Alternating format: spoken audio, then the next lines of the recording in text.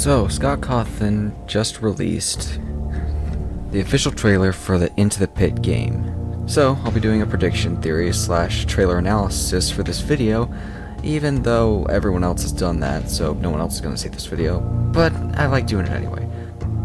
So for this video, I didn't just look at the trailer, I went back to everything we know about Into the Pit. I reread the book, went back to the graphic novel, looked at the character encyclopedia, all of the trailers, all of the screenshots, you know, everything. And after all that, I think I have a few things figured out about this game. But in case you're not hardcore enough to buy every single Fazbear Frights, every single Tales from the Pizzaplex, and every single graphic novel, here's a fast summary of the Into the Pit story. Don't worry, it's not going to be a very long segment, I'll speed this up.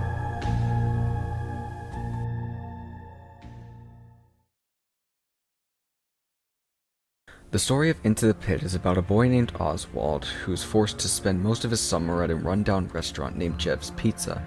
One day, deciding to pull a prank on his dad, he hides inside the abandoned ball pit, but when he comes out of the ball pit, he finds himself in a pizzeria full of children and animatronic mascots. Eventually, Oswald stays there so long that he discovers the 5 children who were murdered in 1985 by a yellow rabbit. After being attacked by Spring Bonnie, Oswald retreats back into the pit, and when he comes out, he finds his dad looking for him, until his dad gets sucked into the pit by Spring Bonnie, and not just pulled in, but replaced. Suddenly everywhere Oswald's dad is supposed to be, Oswald instead sees Spring Bonnie, whereas everyone else just sees his dad like normal. Eventually, Oswald heads back to Jeff's Pizza to rescue his dad from the ball pit, and is confronted by Spring Bonnie. Oswald manages to fight him off and rescue his dad, and with that the story ends. When Oswald makes his way to the ball pit, we see that there are bloody handprints on the ball pit, which is interesting, because if you go back to the Stitch Wraith Stingers and the Fazbear Frights, when the detective goes to investigate the ball pit, he notes that the balls in the ball pit are covered with old blood. When he asks his friend to take samples of the blood, his partner notes that the blood had been taken from several different points in time, which seems to suggest that either multiple people died in the ball pit, or the blood from the ball pit traveled to different points in time. Next we see the pizzeria at night, with some of the kids playing arcades. Interestingly enough, we see one of the kids playing what looks to be BB's Air Adventure from FNAF 3, which is the game that we would use to free some of the spirits, which seems to imply that the minigames that we played in Five Nights at Freddy's 3 were actual arcade games that were playable in Freddy Fazbear's Pizza, and that were moved to this location when Phone Dude found them. This would actually support a popular theory that when the animatronics got dismantled, the spirits of the children went on to possess the building itself at Fazbear Frights. Things like the arcades and the pictures on the wall, which is why you need to click on them and play the games in order to free the spirits. Next we see a vending machine with some fun Easter eggs like a FNAF World enemy, some exotic butters, and a Foxy mask. After that, we see some children running out of the main room, at least that's where I think they are. I looked to see if these could possibly be some of the missing children, but there were only 4 of them, and none of them had the distinct features that we know that some of the missing children had. I think they were just kids fleeing the scene of the murder. And also, far in the background, we can see a poster for, of all characters, Circus Baby. It's strange how many games she's been making an appearance in lately, despite not having an appearance in a lot of recent games. There were action figures and plushies of her in Help Wanted, there were plushies of her in Security Breach as well as Ruin, which is weird because Baby wasn't in any of those games. Then there was Help Wanted 2, which yes, she does appear in that game, but she's only in one minigame. She doesn't really have a big presence like some of the other characters. And again, here in Into the Pit, we see a poster of Circus Baby at a Freddy Fazbear location with a story that, at least in the Fazbear Frights, had nothing to do with her. I'm not sure if this is going to be hinting that she's going to have a bigger role, whether she was actually around that whole time, or whether this is another connection to Fall Fest, but it's something to keep in mind when this game comes out. Then we get Oswald being chased by Spring Bonnie, with the trailer showing us a hide mechanic where you can hide under tables and inside animatronics. Just as a side note, I thought it was interesting that of all the animatronics that they decided to show you hide in, they chose Golden Freddy. And it's probably just because he's the only one who doesn't have an endoskeleton, but every time we've seen someone hide inside one of these springlock suits, they usually get springlocks. It made me immediately think of FNAF 3, where William Afton runs away from the spirits, hides inside of Spring Bonnie, and then gets springlocked. So is Oswald gonna get springlocked in Golden Freddy? Yeah, probably not. Just an interesting detail I thought of when I saw this trailer. As he's running away past the other arcade games, you can actually make out all the arcade games. There's BB's Air Adventure, like I discussed, and there's also this one which I think could be Midnight Motorist, but I'm not too sure.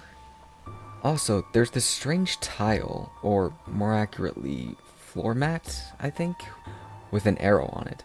To me, it reminds me of the trap door that was mentioned in the Silver Eyes story. If this was Fredbear's, then it would make sense to have a trap door or something here, considering that Fredbear's leads directly to Afton's underground facility. But seeing as it's in Freddy's, I'm not entirely sure. Maybe it's just an arrow trying to show the player where they need to run. But from what we can see, it looks like you can only run left and right in this game. I doubt you can move up and down. And that's the end of the trailer. But that's not all we can find. If we go to the screenshots, which are available on the Steam page, we can see even more information about this game. For one, Oswald apparently has the same toy that the FNAF 4 Crying Child had in his room. That caterpillar on a string, I'm not sure what to call it. Then we have a Godzilla poster in his room, which makes sense. We hear in the story how Oswald loves to watch those old cheesy Japanese movies, and Godzilla is definitely one of them. And then we see some drawings of Freddy and his animatronic characters, which is interesting because he does the same thing in the book, but it's before he meets any of the characters. Quote, "He didn't know why, but lately he had been drawing mechanical animals, bears, bunnies, and birds. He imagined them being human-sized and moving with the jerkiness of robots. In an old science fiction movie, sometimes he drew the animals' exposed metal skeletons or stretched them with the fur peeled back. It was a creepy effect, like seeing a person's skull peeking out beneath the skin." End quote. And he starts drawing this stuff before he ever comes into contact with the characters or the restaurant. He has no idea that it exists before he starts drawing these. It's something that never actually gets answered within the book, so maybe we'll see an answer to it here. Or it's just an Easter egg, who knows. Speaking of Easter eggs, we also see Oswald outside of a dumpster with trash in the gang, which felt odd to me. Now, they could just be there as Easter eggs, but to me it feels like more than that. If they were just Easter eggs, you would see like one of their heads poking out or something, or just like a slight wink and a nod, but they're standing out front and center, almost like they're important. But anyway, I looked back to see what their lore implications were, and to my surprise I actually found something. Apparently, Mr. Hugs, the vacuum cleaner with two hands and googly eyes, was one of Henry's first inventions. Or more accurately, it was one of the first inventions of his book stand-in, Edwin. I'm sure you've seen a lot of theories talking about how Edwin is the stand-in for Henry and going through all the examples as to how, so I'm not going to recap it here. But suffice it to say, Mr. Hugs is one of the first things that Edwin made, meaning that he was also most likely made by Henry. And this actually tracks if you go back to Pizzeria Simulator. A popular theory is that since Michael, the one in charge of the pizzeria, doesn't have a lot of money, he needs to recycle a lot of old items from Fazbear Entertainment. That's why he has the old Fruity Maze arcade game, why the place is most likely built on top of Fredbear's, why some of Henry's older animatronics are there, like the Mediocre Melodies. So, why can't some of Henry's other characters be there, like Trash in the Gang? Maybe that's why they're out there in the dumpsters. Maybe after Freddy, Bonnie, Chica, and Foxy were invented, they got thrown out. I mean, we see a lot of other Fazbear Entertainment items in the trash there, like a broken Bonnie mask and an old Bonnie guitar, so who's to say that that's not how these guys were thrown out? We also get this image of Bonnie attacking Oswald. In the book, none of the animatronics outside of Spring Bonnie are aggressive towards Oswald, given that none of them are alive. Remember, in the story, Spring Bonnie had just killed the children, so they couldn't have possessed the robots at this point. The puppet wasn't there to give them life. Although I suppose, since this isn't meant to be one for one with the canon lore, they could possess the animatronics without the puppet in this universe.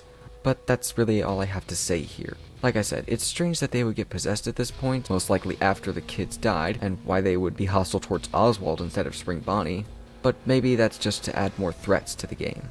Next we get a clip of Oswald being chased by Spring Bonnie again, but this time in what looks like his house.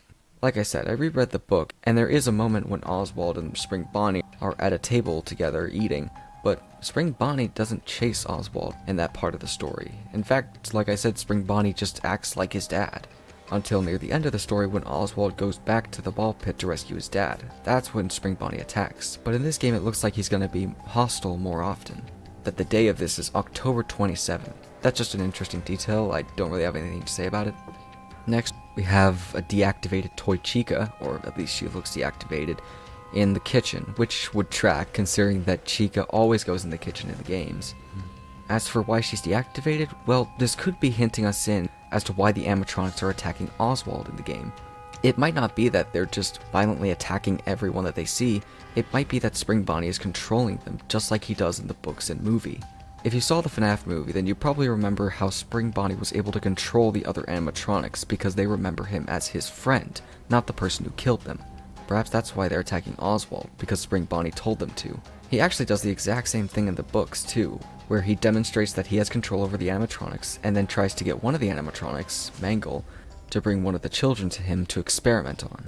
The last thing I wanted to talk about, that I don't have an answer to, but just that I wanted to talk about, is what is Spring Bonnie in this trailer? And before you say, oh, it's William Afton, duh, it's always William Afton. You're right, that is normally the case, but here, we get something different. This Spring Bonnie is different. He seems more of a monster. He has a second row composed of sharp teeth. And you could argue, well, maybe William Afton built them into the animatronic. I don't know why he would do such a thing if he's trying to make himself appealing to kids, but hey, maybe that's what he liked as a kid. The thing is, it's not just me asking this question, it's Oswald too. In the book, we hear about how Oswald isn't sure what this thing is. Whether it's a person in a costume, some sort of rabbit monster, or something else. In the book, Oswald never once sees him eat, and even when he's sleeping, he just stands straight without his eyes closed. If he was just a guy in a costume, then why would he not eat? Why would he not sleep? And why would he have such sharp teeth? Those sharp teeth look more organic than the other teeth he has. I'm not sure if we're going to get an answer to this, if we're just led to believe that it's William Afton and this is just a spooky way he's presented, but it is something I thought to take note of. Last thing I wanted to talk about is that we're not just going to Freddy's in this location, it seems like, because in one of the snapshots you can see a poster for Fredbear's Family Diner. In fact, it's the same poster that we get in Security Breach. This means that we aren't just gonna go between Jev's Pizza and Freddy Fazbear's Pizza. We're going to several locations, maybe even all of them. And maybe that's why this game is coming out to celebrate FNAF's 10-year anniversary. I always thought it was weird that out of the 10 years that FNAF has been around, the one thing that Scott wanted to do to celebrate it was talk about this one-off story about a time-traveling ball pit. But the idea of using time travel for a 10-year anniversary actually makes a lot of sense. Go back to all the famous events of FNAF history. That sounds like a much better way of celebrating FNAF's 10-year anniversary. And I'll be honest, if that's true, I am really excited. That's all for now, and I'll see you on Wednesday.